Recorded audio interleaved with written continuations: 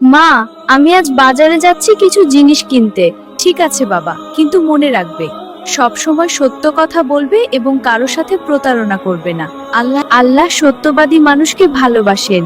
ঠিক আছে মা, আমি সব সময় সত্য বলবো।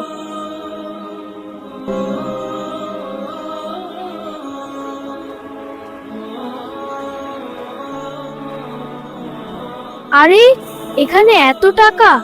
এটা নিশ্চয়ই কারো হারিয়ে গেছে।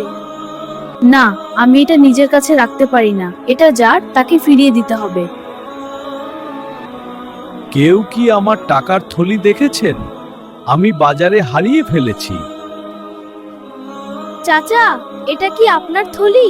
হ্যাঁ বাবা, এটা তো আমারই। তুমি কোথায় পেলে? রাস্তায় পেয়েছি, তাই আপনাকে ফিরিয়ে দিলাম। বাবা, তুমি খুব সৎ ছেলে। আল্লাহ অবশ্যই তোমাকে এর পুরস্কার দেবেন। রাহিম তার বাসায় ফিরে তার মাকে সব কথা খুলে বলল।